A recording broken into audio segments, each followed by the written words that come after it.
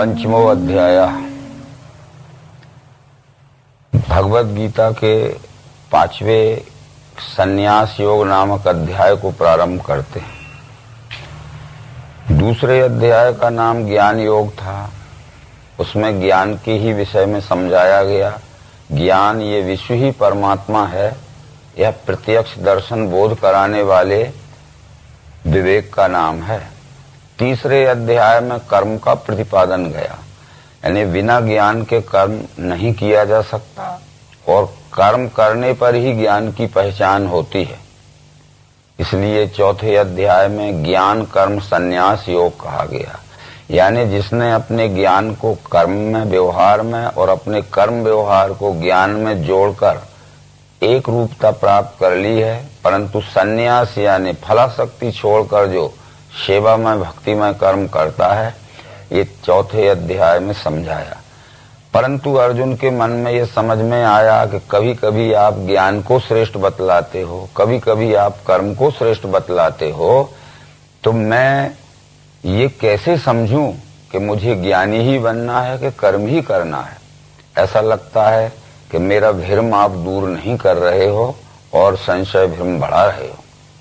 तो ये अर्जुन के मुख से जो प्रश्न था, अर्जुन बोला, हे कृष्ण, त्याग कर्मों का कहते फिर योग भी, दोनों में लाभदायी जो वो एक मुझसे कहो। ज्ञान ही श्रेष्ठ है या लाभदायी है कि कर्म ही श्रेष्ठ है, कर्म करना लाभदायी है। कृष्ण जी ने जो समझाया था वो भगवान बोले, कर्म योग कर्म त्याग दोनों में हित है भरा। इनमें कर्म का योग श्रेष्ठ है कर्म त्याग से। कुछ कर्म ऐसे रहते हैं कि जिनको करना ही आवश्यक होता है, वो त्यागना नहीं पड़ते, और कुछ कर्म ऐसे रहते हैं कि त्यागने से ही लोकहित होता है। इसलिए ज्ञान पूर्वक कर्म को करना और ज्ञान से जिन कर्मों को सेवा में उपयोग नहीं किया जा सकता उनको त्यागना, क्योंकि ये विचार सांख्य शास्त्र के आधार पर कहे गए हैं। सांख्य शास्त्र ने ये कहा है कि गुणानाम च दोषाणाम प्रमाणम प्रभागता कंचिदर्थम अभिप्रेत्य सांख्यत्य विधीयते। जिन कर्मों के करने में लोकहित अधिक होता हो उन कर्मों को अवश्य कर लेना चाहिए, और जिन कर्मों के करने में लोकहित कम है उन कर्मों को छोड़ देना चाहिए। फिर भी कर्म त्यागने की अपेक्षा कर्म करना ही श्रेष्ठ है, क्योंकि नहीं रह सकता कोई क्षण भी कर्म के बिना। जीवों से करवाते हैं स्वभाव गुण कर्म। ये कृष्ण ने कहा कि ये प्राणी मात्र बिना कर्म किए एक क्षण भी नहीं रह सकता है, इसलिए कर्म तो करना ही पड़ेगी, परंतु कर्म की शुद्धि ज्ञान के द्वारा अच्छी तरह से परख के कर लेना चाहिए, ताकि हमारे कर्म करने से हमारे से सबको सुख शांति ही मिले। जो स्थान सांख्य योगी का वही है कर्म योगी का।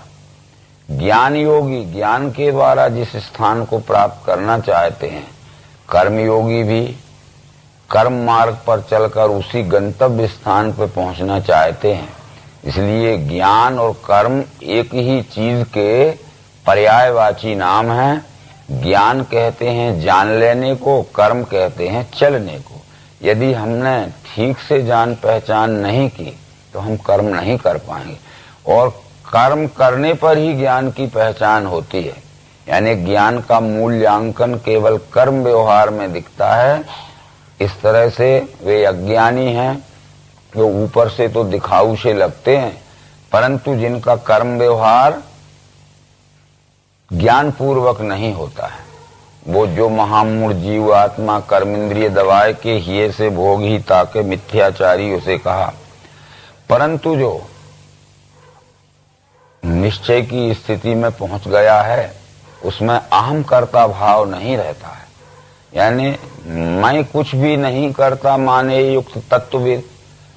सुने छुए लखे सूंगे खावे सोवे हिले चले, बोले त्याग करे लेवे वो खोले नेत्र मूंद ले। इंद्रियां इंद्रियार्थों में खेलें यह धार के, उसके शरीर के, इंद्रियों के, मन के, बुद्धि के सब कर्म अपने सहित संपूर्ण प्राणी मात्र को सुख शांति पहुंचाने के लिए होते हैं, क्योंकि जिसको ये विश्व ही परमात्मा है, विश्व ही ब्रह्म है, इस निश्चय में स्थिति हो चुकी है। इसलिए ब्रह्म के ध्यान से कर्म जो करे फल त्याग के, पापों में वो नहीं डूबे जल में पदम पत्र ज्यों। ये विश्व ही ब्रह्म है, ऐसा वेद मंत्रों में कहा गया है। ओम ब्रह्म ही वेदम मृतम, पुरस्तात् ब्रह्म, पश्चात ब्रह्म, दक्षिणताश्चोत्तरेण, अधा च ऊर्ध्वम, पृष्ठम ब्रह्म वेदम विश्वमिदम वरिष्ठम। इस तरह विश्व रूपी परमात्मा, विश्व रूपी ब्रह्म को अच्छी तरह से देखकर जानकर इस विश्व रूपी परमात्मा की सेवार्थ जो कर्म करता है फलाशक्ति छोड़ के, तो लिप्यते न सा पापेन पदम पत्र में बाम विषा, वो उसको कर्म का दुखमय फल नहीं भोगना पड़ता है। वो पापों में इस तरह नहीं फंसता है जैसे पानी में उत्पन्न हुआ कमल का पत्र। ये कमल पत्र का उदाहरण दिया है जो अपने आप में एक ही है। ये कमल का पौधा पानी कीचड़ में होता है, उसी में बढ़ता है, उसी में जिंदा रहता है, उसी में फलता फूलता है।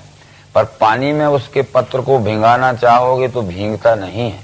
इसीलिए हमारा भी सांसारिक जीवन ऐसा होना चाहिए कि जिस संसार में हम हुए हैं, जिसमें रहते हैं, जिसमें जीवित हैं, जिसमें सब प्रकार के सुख भोग रहे हैं, मगर हम संसार से अलग हो गए जाएंगे तो हमारा एक क्षण भी अस्तित्व नहीं रह सकता। इस तरह से ये अनासक्त भाव से प्राणी मात्र के रूप में दिखने वाले अपने से सबको सुख शांति के सेवा के कर्म करना चाहिए। बहुत से विचार ऐसे थे जो दूसरे जगह आए हैं। जैसे एक पतंग रहती है, एक पतले से धागे में बंधी होती है, तब वो आसमान में तैरती है। यदि पतला धागा भी काट दिया जाए तो वो जमीन से ही नहीं उठ सकती, और मोटे रास्ते में बांध दी जाए तो भी नहीं उठ सकती। इसलिए इस मनुष्य को भी संसार में तो रहना है, परंतु इसकी आसक्ति अति अल्प होना चाहिए, और अति आसक्ति में फंस जाने से ये संसार में अपने जीवन को सुखमय नहीं बना सकता है। अयोगी को महाबाहु संन्यास दुख से सदे, योग युक्त मुनि को ही ब्रह्म तत्काल है मिले। अयोगी, योगी और योग युक्त, ये तीन शब्द भगवत गीता में आए हैं। अयोगी कहते हैं जिस जीव का अभी इस विश्व ब्रह्म से योग दर्शन नहीं हुआ है, तदात्मता का योग नहीं हुआ है, वो अयोगी है। परंतु जिस शरीरधारी मानव जीव आत्मा ने इस विश्व ही परमात्मा है, इसका दिव्य चक्षु योग से दर्शन करके एकात्मता का योग कर लिया है, वो योगी है। परंतु योगी हो जाने के बाद भी जो स्वकर्म द्वारा सेवा में लग गया है वो योग युक्त है। इसलिए योग युक्त मुनि को ही ब्रह्म तत्काल है मिले। जब हम विश्व से अपनी एकात्मता का योग कर लेते हैं और तदनुसार हम अपने स्वकर्म द्वारा व्यवहार के मार्ग पर चलने लगते हैं तो हम तत्काल ही उस ब्रह्म में तद्रूपता प्राप्त कर लेते हैं। ये श्लोक का आशय यही था। योग युक्त की पहचान है जो शुद्ध चित्त होता है, जिसकी इंद्रियां मन वश में होते हैं, और सर्वभूतात्म भूतात्मा कुर्मन्नपि न लिप्यते, वो भूतों में आपको देखे करे भी कर्म मुक्त। वो भूतों में यानी संपूर्ण दृश्य मात्र के छरा सर्वाणी भूतानी आपको यानी आत्म भाव से देखे, यानी पुरुषोत्तम भाव से। यहाँ त्रिपुटी भगवान श्री कृष्ण ने समझाई है। भूतों में यानी क्षर में आपको यानी अक्षर को देखे, यानी पुरुषोत्तम भाव से। तो अपने में ही आप जब देखता है तो सब प्रकार के कर्म करते हुए वो कर्म के फल बंधन में नहीं पड़ता है। इसलिए ये आगे की बात जो है, फलों को त्याग के योगी मिले अचल शांति में, अयोगी वासना से ही फल चाहे फिरा कहे। अब फल इच्छा त्याग जहाँ भगवत गीता में कहा गया है, वो निष्काम सकाम भाव भगवत गीता में समझाए गए हैं। सकाम उसे कहते हैं कि हम जो कर्म करते हैं उसका सुखमय फल जो हमें मिलता है वो केवल हमारे व्यष्टि सुख भोग के लिए ही उपयोग होवे, इसका नाम सकाम है। पर हम जो कर्म करते हैं, कर्मकर्ता को जो सुखमय फल मिलता है तो अपने से सर्वहित के लिए उपयोग होवे, इसका नाम निष्काम है। कर्म तो करना ही पड़ेगा, क्योंकि पूर्व में ये कृष्ण जी कह चुके कि नहीं रह सकता कोई क्षण भी कर्म के बिना, जीवों से करवाते हैं स्वभाव गुण ये कर्म ये। तो निष्काम सकाम का इतना ही भगवत गीता में विचार है कि जो अपने सुख स्वार्थ के लिए करता है वो सकाम है, और जो कर्म करते हुए उसका फल मिलता है, सर्वहित के लिए उपयोग करता है, वो निष्काम है। इस हेतु से वो कहा गया कर्मों को मन से योगी त्याग के सुख में रहे, नौ द्वारों के पुरी में ही करवाता करता नहीं। कर्म इंद्रियों से होते हैं, परंतु इंद्रियों का प्रेरक मन है। यदि मन में कोई इच्छा ना होगी तो इंद्रियां कर्म नहीं कर सकेंगी। इसलिए कर्म को मन से ही त्यागना पड़ता है, कर्म की फलाशक्ति मन से ही त्यागना पड़ती है, क्योंकि मन एव मनुष्याणाम कारण बंधन मोक्षयो बंधस्य विषया संगी मुक्तस्य निर्विषयम तथा। इस भगवत गीता के 5वें अध्याय में विषय भी समझाया गया है, जो आगे अपन देखेंगे। इंद्रियों के भोग सारे आवागमन युक्त हैं, कौन ते दुख के दाता, इनमें ज्ञानी फंसे नहीं। इंद्रियां जो हैं हमारी स्थूल सूक्ष्म दो प्रकार की इंद्रियां हैं। स्थूल इंद्रियों को कान आंख त्वचा जीभ नासिका कहते हैं, ये बाह्यकरण है। सूक्ष्म इंद्रियां मन बुद्धि अहंकार चित्त है। तो इंद्रियों के भोग सारे आवागमन युक्त हैं। कुछ हमारी मानसिक इच्छाएं रहती हैं और वो इंद्रियों के द्वारा उन इच्छाओं की पूर्ति होती है। इसलिए जिसका मन नियंत्रण में हो गया है, मन अनुशासित हो गया है, बस में हो गया है, तो फिर उसकी इंद्रियां बहिर्मुख यानी विपरीत गामी नहीं हो सकती हैं। इसलिए कर्मों को मन से योगी त्याग के सुख में रहे। काम क्रोध नहीं जिनमें आत्मवेत्ता मनोजयी, वो योगी देह के होपते मरे पे ब्रह्म रूप है। काम क्रोध नहीं जिनमें आत्मवेत्ता मनोजयी, जो आत्मदर्शी पुरुष हो गए हैं, यानी विश्व ही परमात्मा है, यह दर्शन जिनका निश्चय होके स्थिर हो गया है। तो ऐसा तो नहीं हो सकता है कि किसी में काम क्रोध न लो, परंतु उनके काम क्रोध लोभ विकृत रूप में नहीं रहते हैं। काम क्रोध लोभ के वो वश में नहीं रहते हैं। काम क्रोध लोभ को अपने वश में रख के अपने ही शरीर में स्थान देते हैं। ये आत्मनिश्चयी पुरुष काम क्रोध लोभ को जब जरूरत के अनुसार बुलाते हैं तब उनका काम क्रोध लोभ आता है, परंतु अज्ञानी जीव को न बुलाते हुए काम क्रोध लोभ जबरदस्ती उसके सिर पे आवेशित हो जाते हैं। इसलिए काम क्रोध रहित कोई नहीं रह सकता है। केवल काम क्रोध लोभ के वश में नहीं होना है, काम क्रोध लोभ को अपने वश में रखना है कि जब जरूरत पड़े, जब लोक हित के लिए उनका उपयोग किया जाए। भगवान श्री मायरन चेतन जी ने कहा है कि नर्तन के बैरी नरक द्वार दुखदाई हैं, काम क्रोध अरु लोभ तीन ये भाई। सेवार्थ विश्व के तीन भाव मन लाई, रखना सो देवी संपत्ति की चतुराई। इसलिए काम क्रोध लोभ का जो विश्व सेवा के लिए उपयोग करता है वह आत्मनिश्चयी पुरुष है। इस तरह इस काम क्रोध लोभ का यहाँ विचार करना है। काम क्रोध से उपजे वेग जो इस लोक में अंत तक सह लेता है, वो सखी सुखी नर युक्त हो। काम क्रोध लोभ को वैसे तो हम समझते हैं कि इनके बस में ना होंगे, पर जब इनका आवेश आता है, उस आवेश के समय जो इनके वश में नहीं होता है, अपना संतुलन नहीं खोता है मानसिक, बराबर वो मनुष्य सुख शांति से अपने से सबको सुखमय बनने का कारण हो सकता है। फिर विषयों को बाहरी त्याग दृष्टि विरकुटी में धरे, नाक में फिरने वाले प्राण अपान सम करे। यहाँ स्पर्शान कृत्वा बहिर्वाह्य चक्षुषैवांतरे भुर्वो, विषयों को बाहरी त्याग है। बाहरी का मतलब है कि जो वस्तु अपने अधिकार के बाहर है उसके उपयोग की इच्छा त्याग देना है, और जो वस्तु अपने अधिकार के अंदर है उसको जरूरत से बाहर उपयोग की इच्छा जिसने त्याग दी है वो निर्विषय मनुष्य कहलाता है। ऐसा विचार वेदांत में भी आया है कि निर्विकारतया वृत्त्या ब्रह्माकारतया पुनः वृत्ति विस्मरण संज्ञक समाधि ज्ञान मुच्यते।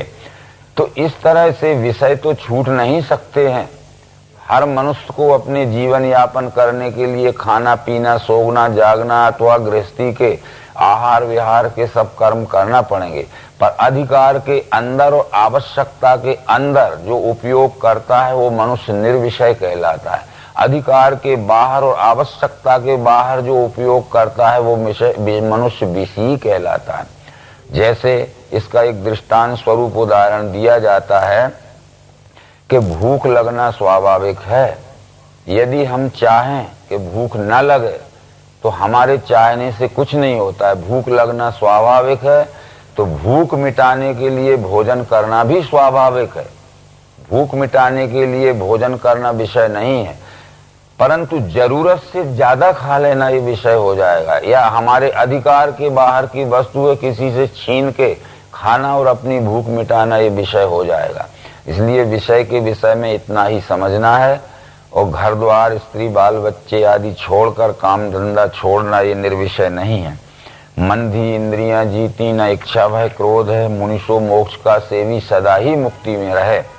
जहां तक भगवत गीता में मोक्ष का विचार बतलाया गया है, जिसका शरीर, इंद्रियां, मन, बुद्धि स्वाधीन हो गए हैं, तो वह मनुष्य मुक्त है। अभी तक हम ये जानते हैं कि देह त्यागने के बाद मुक्ति होती है, पर भगवत गीता इससे सहमत नहीं है। मुक्ति का अर्थ है जिस मनुष्य के शरीर के रहते हुए जीवित अवस्था में ही सब प्रकार के संशय भ्रम निकल गए हैं। संशय भ्रम से छूट जाना ही मुक्ति है। इस तरह से वेदांत में भी ये बात कही गई है कि देहस्य त्यागो न मोक्षो न दंडस्य कमंडलौ, अज्ञान हृदय ग्रंथि नाशो मोक्षित विधीयते। शरीर त्यागने से कोई मुक्त नहीं होता है, घर द्वार छोड़ने से कोई मुक्त नहीं होता है, काम धंधा छोड़ने से, खाना पीना छोड़ने से कोई मुक्त नहीं होता है। केवल हमारे अंतःकरण में जो अज्ञान से उत्पन्न भ्रम है, मैं कौन हूँ, ये विश्व क्या है, ये ठीक से न जानना भ्रम है। ये भ्रम निवृत्ति जिसकी हो गई है वह मुक्त पुरुष है। ये समझाते हुए ये संन्यास योग नाम का भगवत गीता का 5वां अध्याय संपूर्ण हुआ। नर्मदे हर।